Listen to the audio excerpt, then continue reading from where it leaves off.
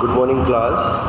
Today's class is sociology.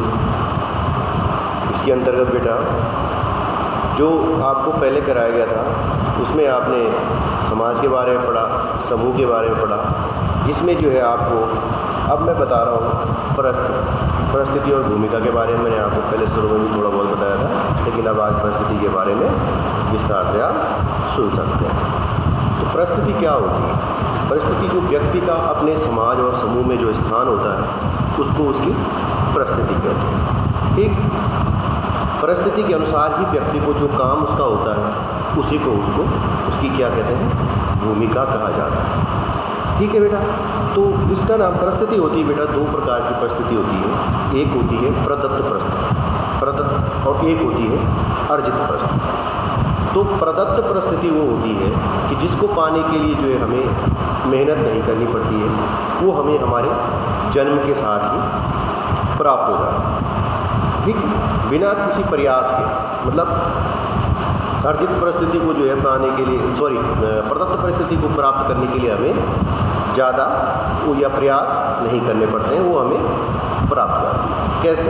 जैसे हम जन्म लेते हैं, किसी के भाई बन जाते हैं, किसी के भतीजे बन जाते हैं, किसी के मामा बन जाते हैं, किसी के चाचा बन जाते हैं। मतलब उसको करने के लिए जो है किसी प्रकार का कोई प्रयास हमने नहीं किया। मतलब ये जो है व्यक्ति या समाज या उसके समूह द्वारा उसको उसकी जाति, उसकी आयु, उसके लिंग, उसी के अनुसार जो है प्रदान कर दी जाती है। अब दूसरी आती है बेटा अर्जित परिस्थिति। अर्जित परिस्थिति वो होती है जिसको पाने के लिए हमें प्रयास करना पड़ता है। इसको व्यक्ति जो है अपनी योग्यता के आधार पर प्राप्त करता है। जो व्यक्ति इसके योग्य होता है वो इसको प्राप्त कर लेता है। जैसे डॉक्टर बनना, वकील बनना। आप आज 11th क्लास में आए हैं, 11वीं के छात्र हैं, तो आपने जो है 11वीं तक पहुंचने के लिए मेहनत की। ये आपकी अर्जित परिस्थिति है।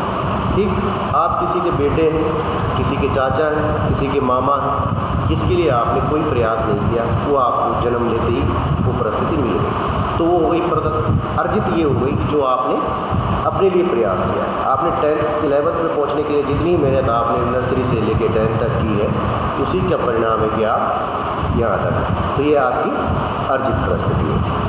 ठीक है, जैसे डॉक्टर, वकील, इंजीनियर, साइंटिस्ट, ये क्या है, उनकी अपनी अर्जित परिस्थिति। अब होता क्या है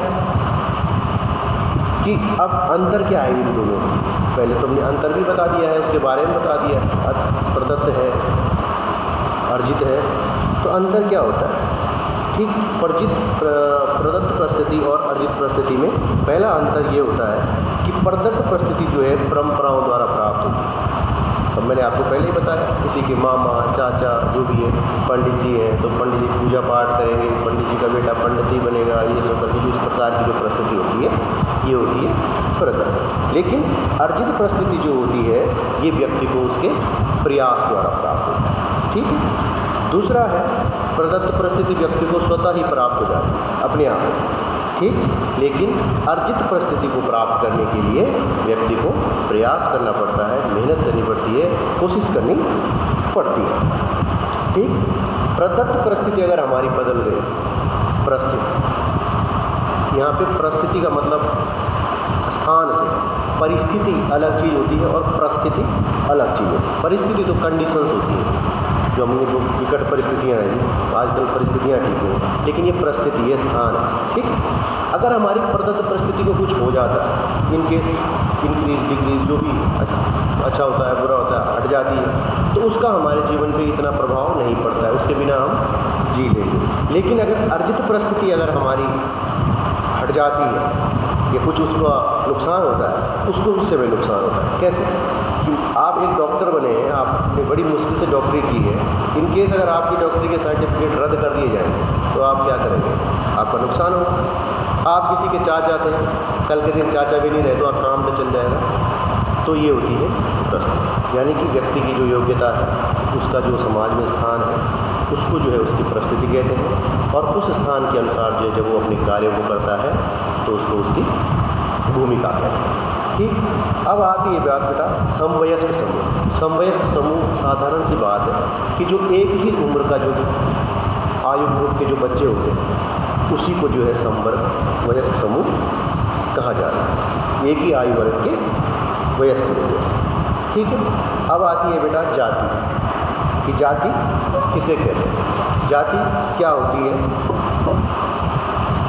जाति जो है हमारी जो प्रत्येक व्यक्ति की कोई ना कोई जाति अवश्य होती है, किसी न किसी जाति का सदस्य वो अवश्य होता है, और जाति की सदस्यता हमें हमारे जन्म से प्राप्त होती है। जिस जाति में हम जन्म लेते हैं हमें उसी की सदस्यता प्राप्त हो जाती है।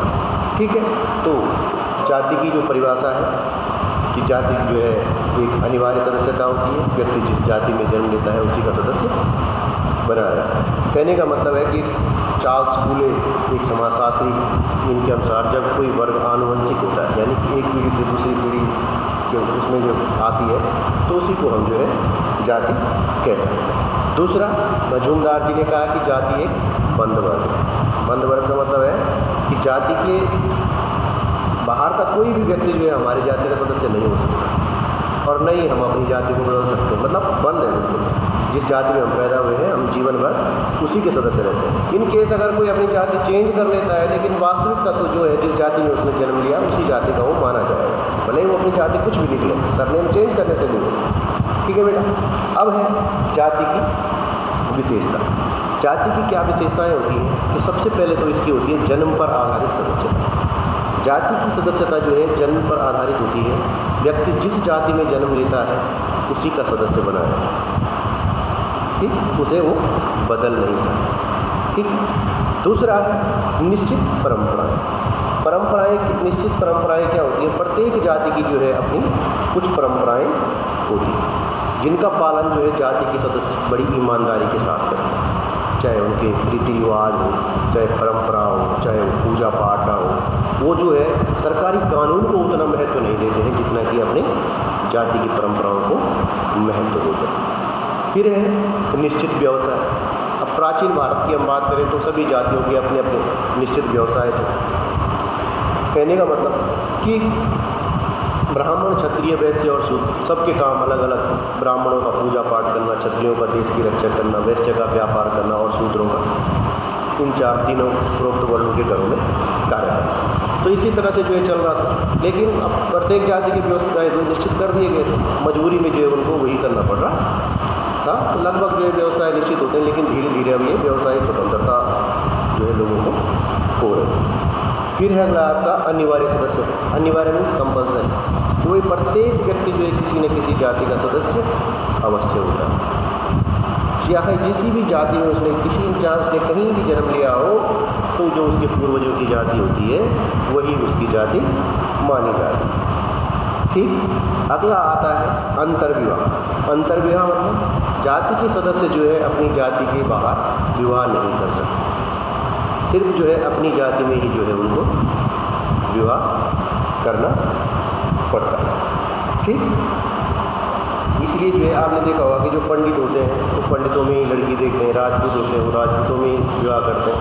तो ये जो है जाति की खासियत है। मतलब ये कहने का मतलब ये है कि जाति एक बंद वर्ग है कि न तो हम किसी और जाति के सदस्य हो सकते हैं, न कोई बाहर का कोई व्यक्ति हमारी जाति का सदस्य हो सकता है। ठीक है। और जाति की सदस्यता जो है हमें हमारे जन्म लेते ही प्राप्त हो जाती है, जन्मजात सदस्यता होती है जो भी हम जन्म से हमें प्राप्त हो जाती है। ठीक है बेटा। अब आती है एक बात आती है यहाँ पर भूमिका, परिस्थिति और भूमिका के बारे में।